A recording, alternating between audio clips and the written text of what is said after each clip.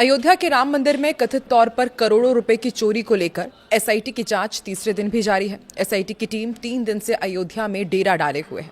इस दौरान कई लोगों से पूछताछ, रिकॉर्ड, सीसीटीवी फुटेज सब कुछ खंगाले गए। ऐसे में सबसे बड़ा सवाल कि आखिर करोड़ों लोगों की आस्था के इतने बड़े केंद्र में कैसे करोड़ों की चोरी हो गई, किसने की और इसका जिम्मेदार आखिर है कौन? सारे सवालों का जवाब मिलेगा आपको इस वीडियो में। नमस्कार, मैं हूं आकांक्षा और आप देख रहे हैं न्यूज़ 18 का digital platform.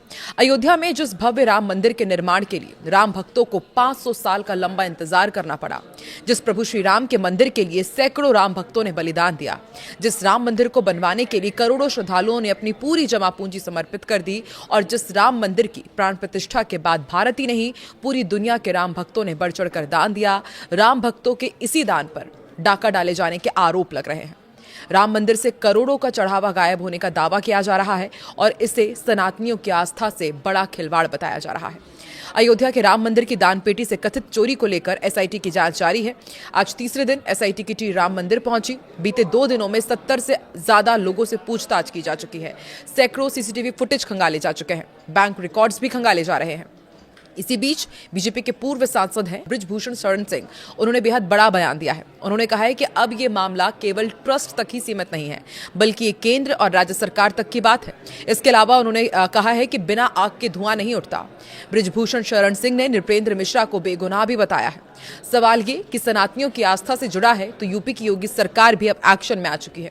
CM Yogi Adityanath ने ठान लिया है कि प्रभु श्री राम के गुनाहगारों को बख्शा नहीं जाएगा।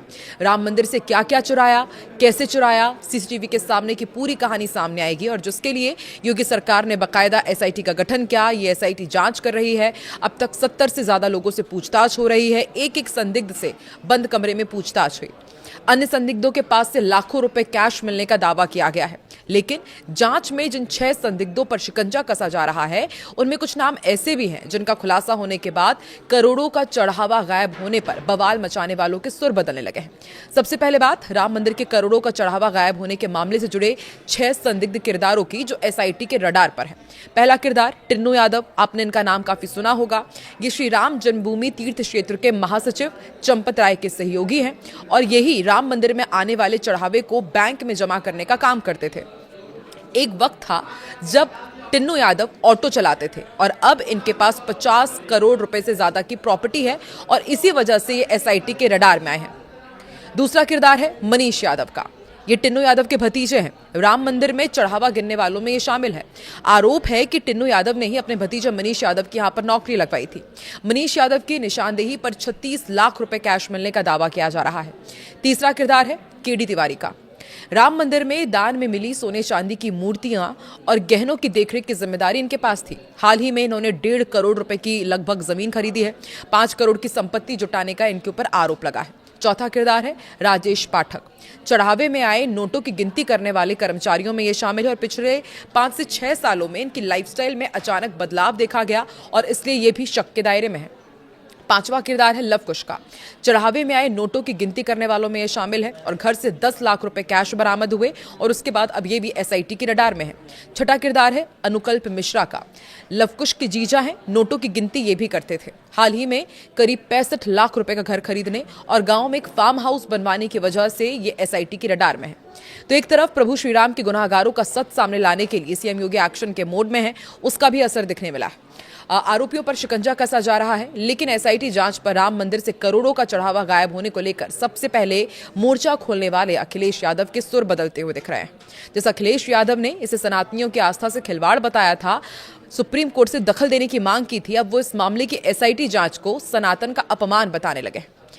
कैमरा बंद करके फैसला लेने की दलील दे रहे हैं। राम मंदिर में चढ़ावे के नियम और उनकी कमियां कहां पर क्या रह गई हैं वो भी आपको बताते हैं। देखिए, नियम ये है कि चढ़ावे की सीसीटीवी की निगरानी में रोजाना गिनती हो। इसमें कमी ये देखी गई कि श्रद्धालु गिनती नहीं देख सकते थे, ना ही सीसीटीवी फुटेज जारी होते हैं। दूसरा नियम यह है कि रकम रजिस्टर में लिख करके लॉकर में रखा जाए और अगले दिन बैंक में जमा कराया जाए। लेकिन सबसे बड़ी जो लापरवाही थी या कहीं गलती या फिर जानबूझ के किया गया कि चढ़ावा की कोई आधिकारिक जानकारी नियमित रूप से सार्वजनिक नहीं की जाती थी। नियम ये भी है कि ऑडिट के बाद ही चढ़ावे की पूरी जानकारी सार्वजनिक हो।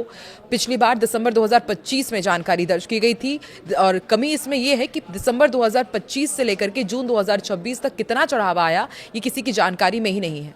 नियम यह भी है कि अधिकतर बड़े मंदिरों में ऑडिट का काम अंदरूनी लोग या फिर सरकार करती है, लेकिन यहां पर चढ़ावे की रकम के ऑडिट का पूरा काम प्राइवेट कंपनी TCS को सौंपा गया।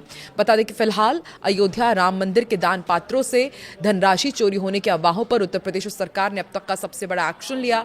श्री राम जन्मभूमि तीर्थ क्षेत्र ट्रस्ट के अनुरोध पर त्वरित संज्ञान लेते हुए शासन ने एक हाई प्रोफाइल जांच दल का गठन किया है। लखनऊ के मंडलायुक्त विजय विश्वास पंत, जो कि IAS है, उनकी अध्यक्षता में 3 सदस्यीय उच्च स्तरीय समिति इस पूरे मामले की जांच कर रही है। ये प्रशासनिक जांच भी होगी, पुलिसिया भी और वित्तीय पहलुओं की जांच की जा रही है। वहीं अयोध्या राम मंदिर ट्रस्ट के कर्मचारी रामशंकर यादव उर्फ टिन्नू यादव ने अपने ऊपर तमाम आरोपों पर सफाई दी है। टिन्नू ने एक वीडियो जारी किया और कहा है कि मैं 1993 में विश्व हिंदू परिषद से जुड़ा।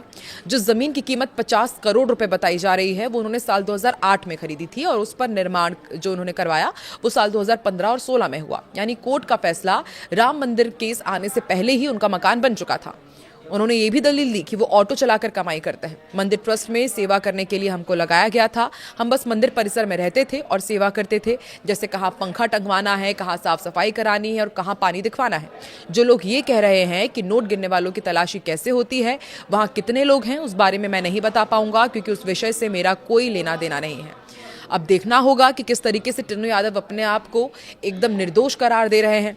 लेकिन करोड़ों लोगों की आस्था के केंद्र में जिस तरह चोरी हुई है, कब तक गुनाहगार सामने आते हैं और आगे ऐसी वारदात ना हो पाए, इसके लिए सरकार को क्या करना चाहिए और ऐसे गुनाहगारों को क्या सजा मिले, आप भी कमेंट सेक्शन पर अपनी प्रतिक्रिया जरूर दें।